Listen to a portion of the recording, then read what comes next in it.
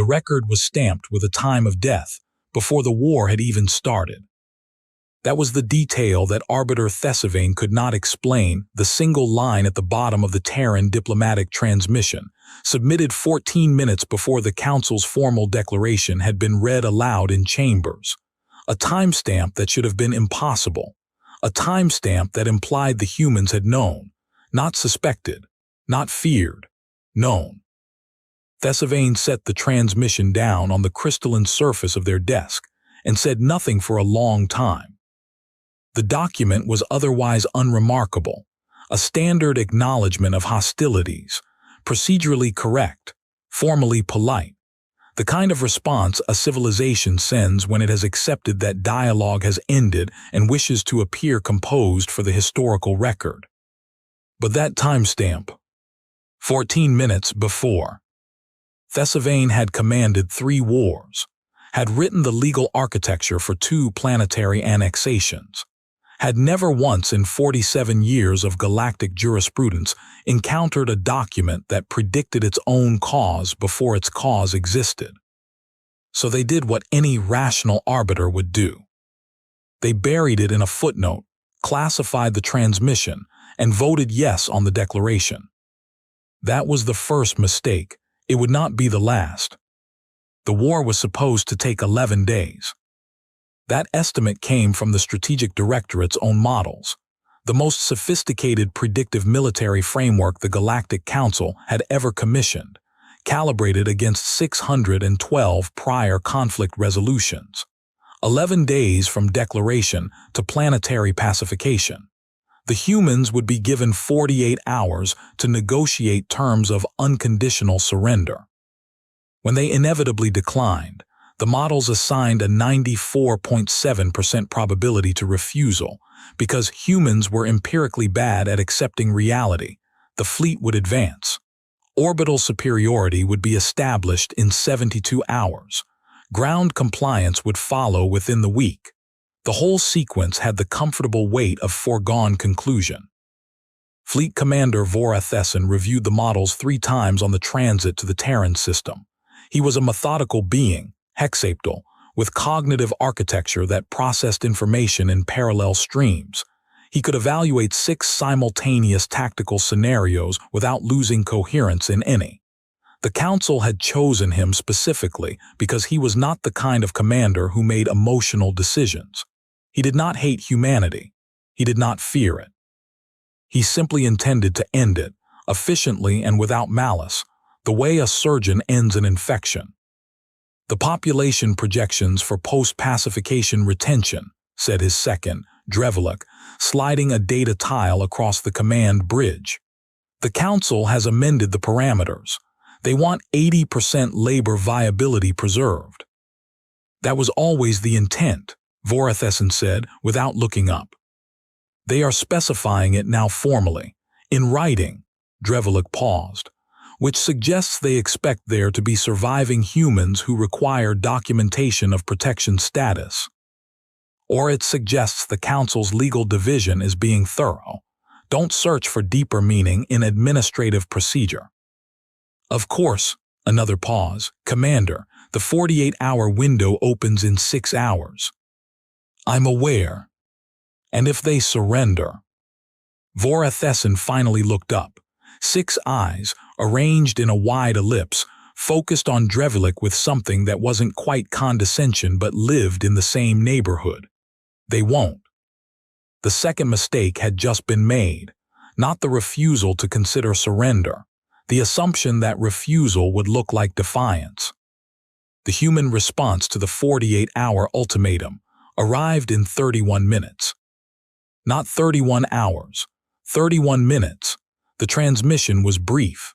It was structurally not a rejection. It was not a counteroffer. It was not a declaration of resistance or a statement of principle or any of the 47 response categories the Strategic Directorate's models had been designed to process. It was a question: who will be held accountable for the declaration? That was the entirety of the message. 11 words in the interstellar common tongue, rendered with grammatically impeccable precision, submitted with an attached legal filing 43 pages long that cited council compact provisions from 3 different centuries, cross-referenced with 17 precedent resolutions, and formally requested a named respondent for purposes of what the humans called a matter of lasting institutional record. Vorathesen read it twice. Then he forwarded it to the council's legal division without comment. 3 hours later, legal sent back a single-line response. This is a bureaucratic delaying tactic. Proceed as scheduled. He did. The fleet entered the outer Terran system at 600 Council Standard Time, and that is when the third mystery arrived, not with alarm klaxons, not with weapons fire, but with a silence that the sensors could not explain. Because the sensors were designed to detect things: mass energy, electromagnetic signatures, heat. And the human orbital installations weren't gone. They were cold. Every single one of them. Powered down, not destroyed, not evacuated, cold in the way that something goes cold when it has been carefully, deliberately, methodically cooled to remove any thermal signature. Every satellite, every platform, every relay beacon, as if the entire orbital infrastructure of a planet with 11 billion inhabitants had simply gone quiet. They're hiding, Drevlik said, from sensors that can detect a single ship across 4 light-years, Vorathesen replied. Then they don't understand our sensor capabilities. That was what everyone concluded, the obvious, rational answer. The humans were attempting concealment using technology that couldn't possibly conceal them. It was almost pitiable. It took 19 hours to realize they weren't hiding. The discovery came through a maintenance report, which is perhaps the least dramatic way in galactic history to learn that you have been catastrophically wrong about something. A junior sensor operator, Kesvel, 22 years old, first deployment, a species whose homeworld smelled permanently of copper and rain, flagged an anomaly in the thermal null data. Not an anomaly in what was detected, an anomaly in the asterisk shape of what wasn't. The cooling signatures, Kesvel said, approaching Drevlik with the nervous energy of someone delivering news they desperately hoped was wrong. They're not random. Drevlik looked at the data tile, then looked again. These installations were shut down in sequence. Yes, a precise sequence. The timing intervals are not consistent with an emergency power down or an evacuation protocol. Kesvel's secondary fingers tapped against the tile's edge.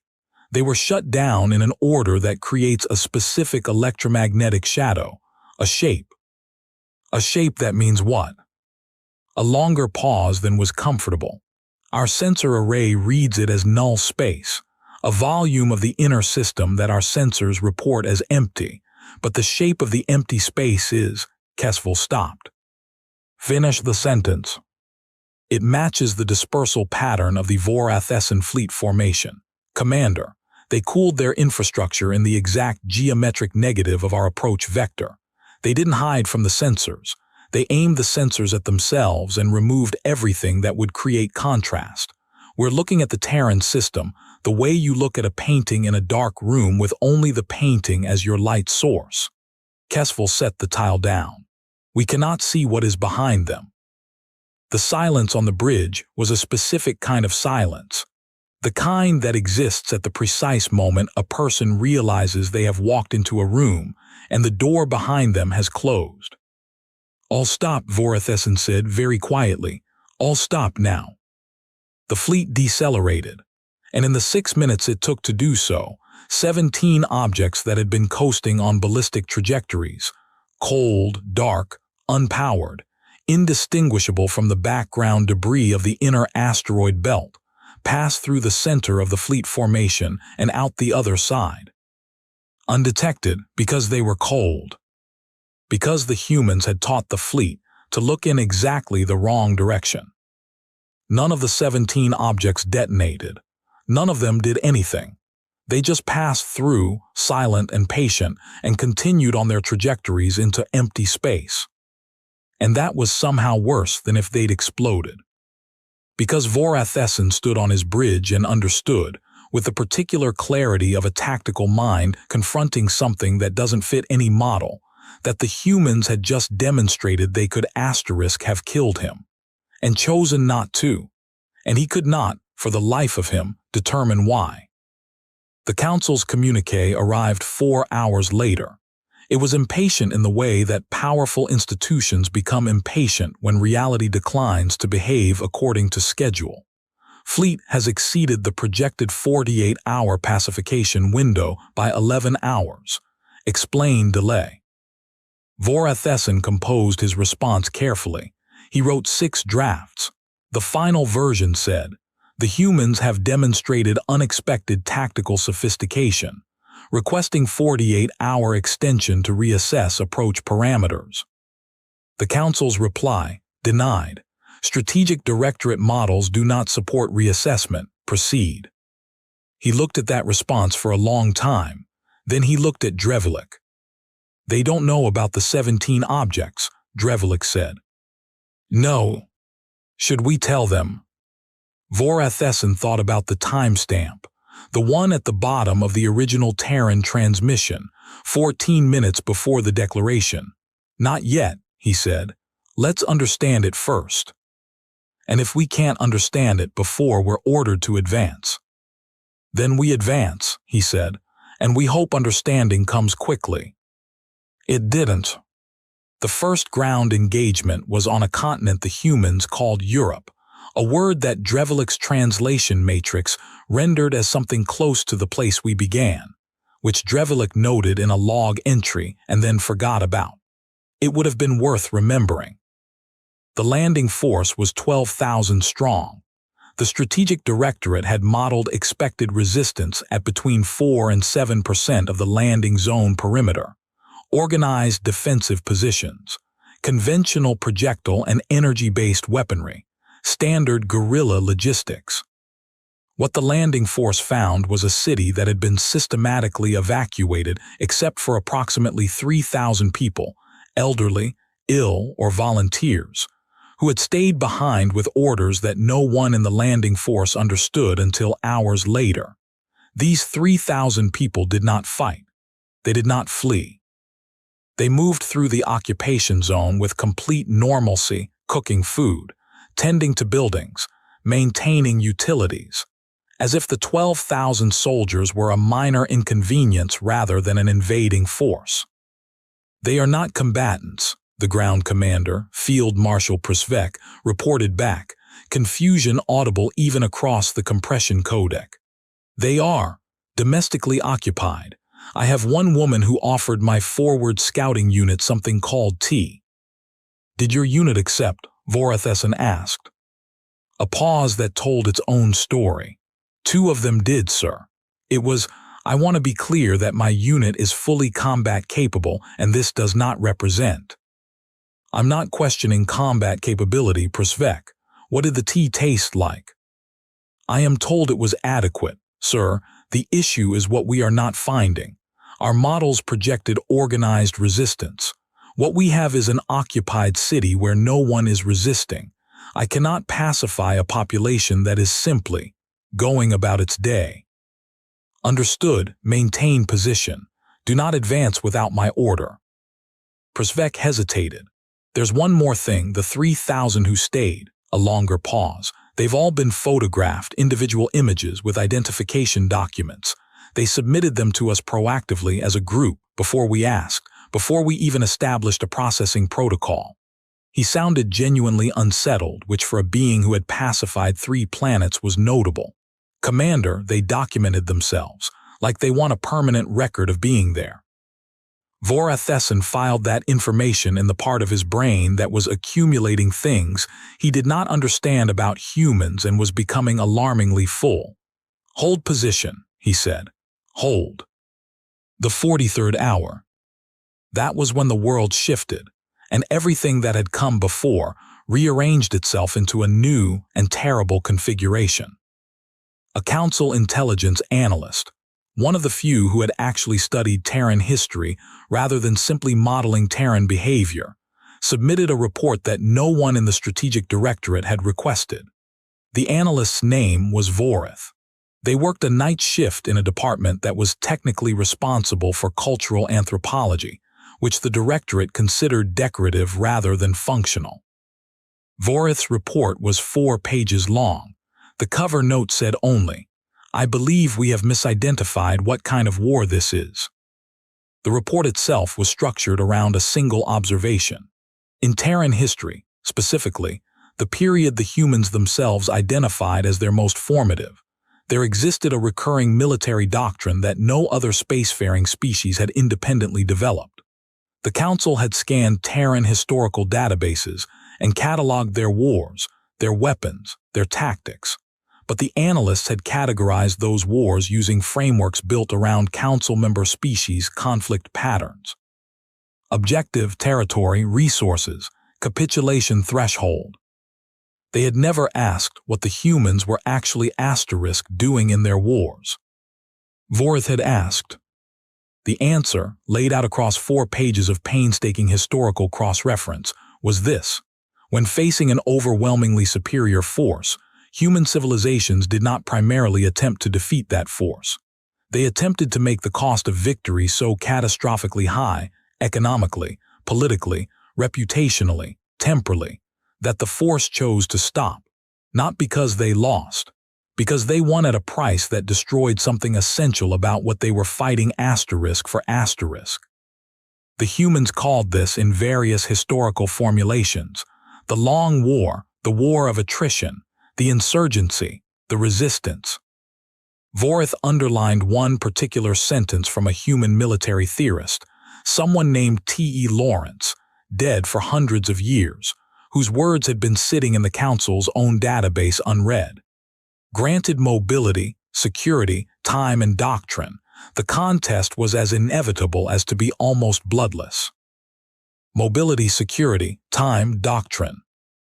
The evacuated cities were not retreat. The cold orbital installations were not concealment. The 3,000 who stayed behind were not surrender. The 17 objects that had passed through the fleet and done nothing were not a failed attack. They were an opening statement, a declaration of terms that the Council had received in full and failed to read. The 48-hour surrender window had not been a deadline for humanity. It had been a deadline for the Council, and the humans had let it expire because they had already decided they would not be fighting the war the Council expected. Vorith read Vorith's report in 11 minutes. Then he called the Council on an emergency channel and said 5 words that his career had not previously required. "We need to stop. Now." The Council's response, the chairman himself, a being of extraordinary composure and institutional confidence, was almost gentle. "Commander Vorith, you have a fleet of 400 vessels in orbit of an unshielded planet with a pre-industrial scale defensive capability. You are requesting a pause because a cultural analyst has submitted a philosophical essay about ancient Terran warfare. The 17 objects were cold rocks, very likely, or a demonstration of capability for psychological effect. Your models projected 94.7% probability of capitulation within the first 72 hours. You are now at 43 hours. Proceed." Vorith said nothing for 3 seconds, then, "On record." A fractional pause from the chairman. "Yes, on record, proceed." He proceeded. "The next 6 weeks were the education. That is the only word that fits. Not a war. An education. A systematic, patient, extraordinarily costly curriculum delivered by 11 billion students who had apparently decided that the most important thing they could teach was not how to fight, but what it costs to occupy a species that has decided, collectively and without exception, that it will not be occupied. It began with infrastructure, not destroyed, maintained. The humans kept their power grids running, their water systems operational, their communication networks functional, but they ran them. Every repair, every maintenance procedure, every operational decision flowed through human hands that the occupying forces could not fully replace and could not fully control. Vorathessen's commanders requested technical manuals. The humans provided them, incomplete, in versions that were accurate but assumed background knowledge that the occupiers didn't have. Equipment worked until it didn't, and when it didn't, the only people who could fix it were the humans who were willing to at a price, and that price was never money. They want documentation, Przvek reported from the European zone, his tone carrying the exhaustion of someone who had been trying to occupy a city for 3 weeks and had mostly succeeded in becoming deeply familiar with its plumbing. Every interaction, every agreement. They want witnesses, signatures, cross-referenced records with timestamps. My administrative staff is drowning. They want a record, Vorathessen said. Yes, but a record of what? We're fixing a water pumping station. Why does that need 17 witnesses and a certified document? Vorathessen thought about the 3,000 who had photographed themselves before the occupation. Because they're building something, he said. We just don't know what yet. Meanwhile, in the spaces between occupied zones, the mountains, the forest, the vast stretches of territory that 12,000 ground troops per continent simply could not meaningfully hold, something was being organized with a patience and a quietness that the sensors couldn't quite catch. Not weapon stockpiles, not military formations. The heat signatures were wrong for both. Small gatherings, medical equipment, communication relays. Libraries, actual physical libraries, being relocated to distributed underground positions with the care of people who expected to need them in a long time. A human commander, the first one Vorathessen ever heard named, made contact on week 4, not with a military channel, with the administrative frequency that the occupation forces used for infrastructure coordination. A voice, female by human phonological classification, calm in the way that a deep river is calm. This is General Vas, the voice said. I'm reaching you because I want to avoid a specific kind of misunderstanding. Drevalik nearly dropped the communication tile. Vorathessen took it from him. General Vas, I'll admit this is unexpected. I imagine. You've been trying to locate me for 3 weeks. I've been about 40 kilometers from your primary European operations base. I wanted you to know that before we continue, so we're operating from accurate information. 40 kilometers. He had 3,000 soldiers within 40 kilometers of her position and had not found her. What misunderstanding are you hopping to avoid? The one where you conclude that what's happening is guerrilla resistance with a conventional endgame, where you assume that we're building toward a moment where we ask for terms. A pause, just long enough to be deliberate. We're not. Then what are you building toward? Toward the moment when the Council explains to its member species why this war is still happening, and what it costs, and who is paying for it, and whether that's what they agreed to when they voted for a declaration. Another pause. We filed that legal document in the first 31 minutes. We named the accountable parties. We cross-referenced the compact. That document is sitting in a council archive right now, properly filed, timestamped, formally received. We just need time for the rest of the council to find it. Vorathessen sat very still. The timestamp, the document, the 14 minutes. How long have you been planning this? Commander.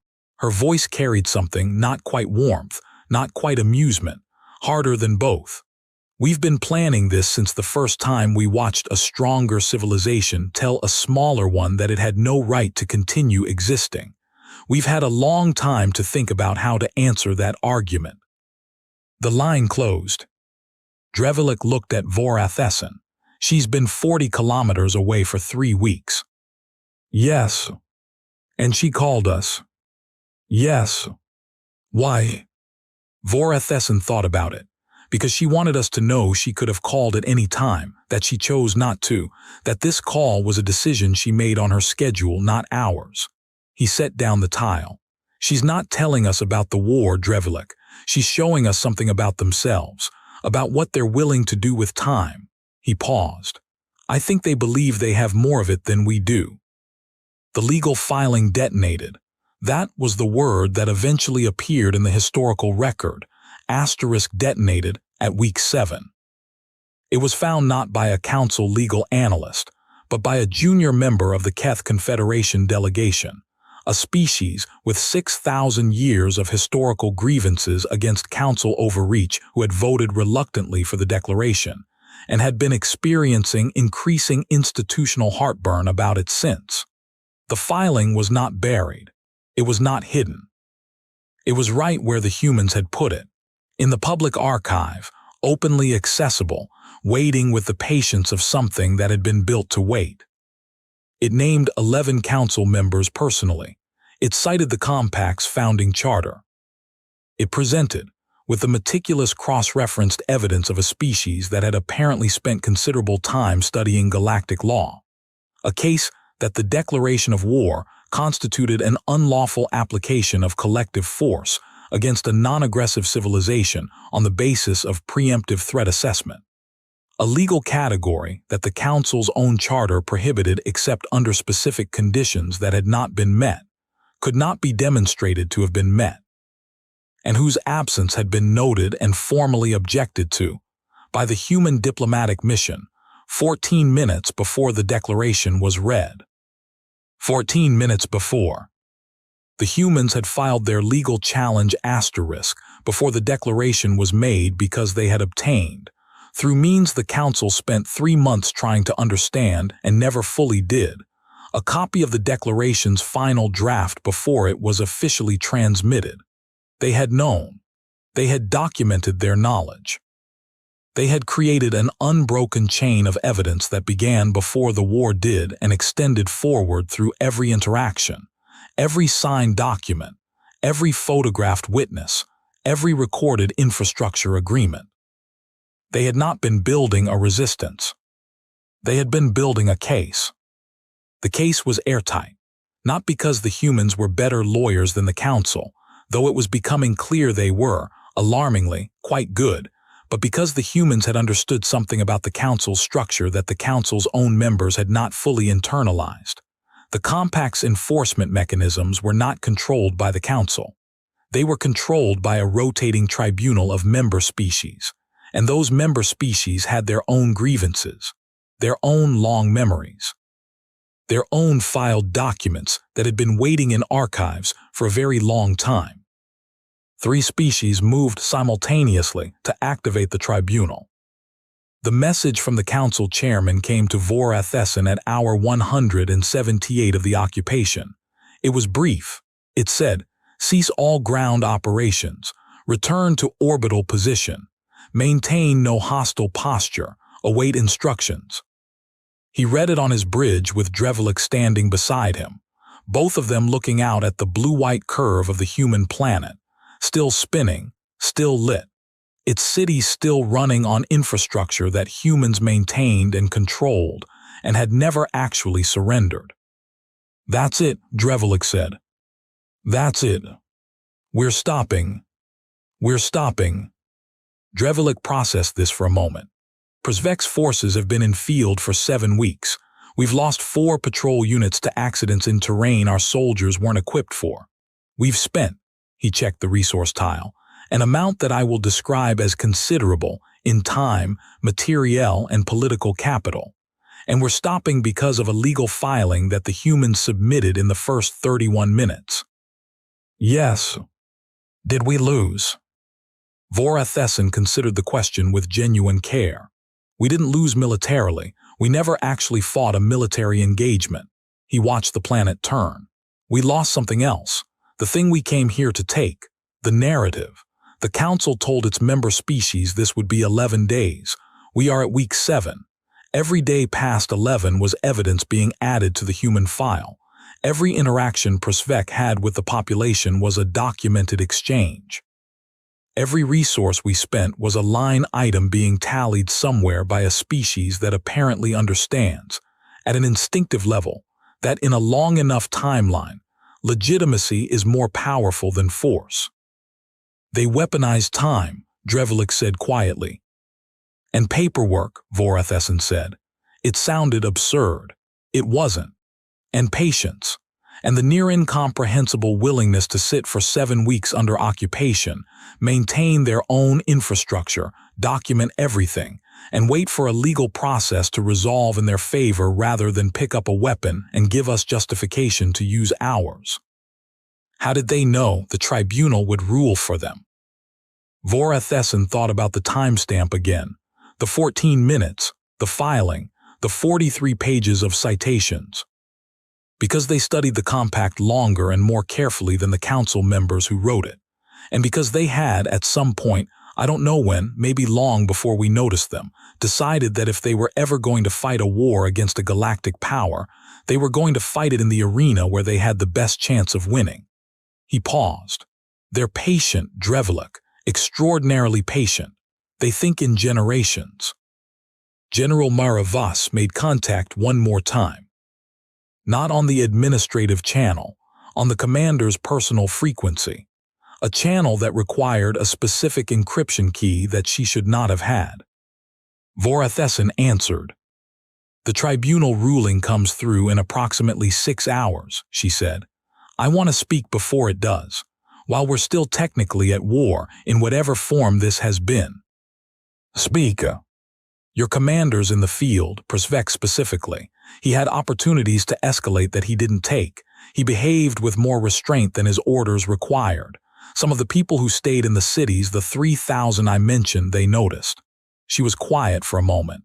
I want that noted somewhere, not publicly, just registered, because we notice when people choose restraint when they don't have to. Vorathesson said nothing for a long time. General, the 17 objects that passed through my fleet formation in the first hours. Yes. They were armed. It wasn't a question, she didn't treat it like one. Yes. And you chose not to detonate them. Yes. Because you needed us intact long enough for the legal process to work. A pause that contained something he could only describe as wait. Commander, we chose not to detonate them because we didn't want to. There's a difference. We're not a species that enjoys killing. We never have been, despite what our history suggests to outside observers. A breath. We're a species that has learned the hard way over a very long time with a very high body count that the only wars worth winning are the ones you can survive afterward, where there's something left to build. And if the tribunal had ruled against you. The silence this time was different, longer, more considered. When she spoke, her voice was the same calm, deep river calm, but underneath it, for the first time, he could hear the thing she'd been keeping in reserve. The thing that had been sitting in the dark, cold and patient, like 17 objects on a ballistic trajectory. Then we would have found another way, Commander. We always do. We have been finding other ways for as long as we have existed. Other species have had to learn that about us. You are not the first power to declare something final about humanity. You won't be the last, but I would like to believe you might be the last to misread us quite so completely. The tribunal ruling came through in 5 hours and 53 minutes. It was unambiguous. It was devastating to 11 careers, and it came with a secondary recommendation, unprecedented in council history, that the legal framework for preemptive conflict declaration be substantially revised, with human diplomatic representatives invited to contribute to the revision, given their demonstrated expertise in the relevant compact provisions. The humans accepted, formally, with a 31-page response submitted 41 minutes after the invitation was received. Arbiter Thesivane retrieved the classified transmission from the footnote of history 6 months later. Read it again. The timestamp, 14 minutes before. They sat with it for a long time, in the same stillness they had sat in on the day they buried it. Then they wrote a private note, not for the record, not for the archive, but for themselves, that said only, they filed the end before we filed the beginning, and then they waited for us to catch up. They did not send it anywhere. Some realizations are too large for an archive. Some understandings arrive after every official record has already closed. Thesivane folded the note and set it beside the transmission and looked out at the star charts covering their office wall. All the systems, all the civilizations, all the declarations and resolutions and rulings that constituted the known shape of galactic civilization. And for the first time in 47 years of jurisprudence, Thesevain felt something unfamiliar. Not fear of what humanity was, not awe of what humanity had done, something quieter and more permanent than both. The specific, irreversible discomfort of understanding that you had encountered something that did not fit any category you had spent your life building. The humans had not won the war by being stronger. They had not won it by being smarter, or faster, or technologically superior, or destined for anything. They had won it by understanding, at a depth that no galactic power had ever been required to understand, that the universe does not run on force. It runs on time, and legitimacy, and records, and patience. And the accumulated weight of every person who stood in an occupied city, let themselves be documented, drank tea with the soldiers who had come to pacify them, and waited, absolutely certain, in a way that no model or projection or predictive framework had ever successfully captured, that the long view would eventually arrive at a truth that the short view could not see. Every rational civilization would have surrendered on day 2, or fought on day 1. The humans had done neither. They had simply continued, documenting, waiting, building their case 1 hour at a time, one signature at a time, one cold orbital installation and one untriggered weapon at a time, with the patient certainty of a species that had learned not from theory, but from the deep scar tissue of its own long history, that you cannot defeat an idea by occupying the ground beneath it. You can only wait for the idea to be heard. And they had waited, and the idea had been heard. And somewhere in the European zone, in a city that was already being quietly, systematically, meticulously restored to exactly the state it had been in before the first soldier landed, General Vas was sitting in a room 40 kilometers from where she'd been for 7 weeks, reading the tribunal ruling and not celebrating. Not, Vorathesen suspected, because she wasn't relieved, but because she had known, from the moment she filed the first document in the first 31 minutes, how this would end. They always had. That was the thing that would keep Thesevain awake, not the war, not the legal defeat, not the 11 careers it had cost or the political restructuring it had required. The thing that would not let Thesevain sleep was simpler and more unsettling than any of it. Somewhere in that first 48-hour window, while the Council had been issuing ultimatums and the Strategic Directorate had been running its models and the fleet had been reading its projections, 11 billion humans had looked at the war that had just been declared against their species and had not panicked, had not despaired, had moved with the calm efficiency of people executing a plan they had worked out long before it was needed, because they were a species that had learned, through every catastrophe and conquest and near extinction in their long, complicated, blood-soaked history, to think about the long game before the short one had even begun. The galaxy thought it had declared war on Earth. Earth had filed a legal brief. And somewhere in that gap, that small, 14-minute, apparently clerical, apparently unremarkable gap between when the declaration was decided and when it was delivered, the humans had already decided how it would end. They had just been waiting for everyone else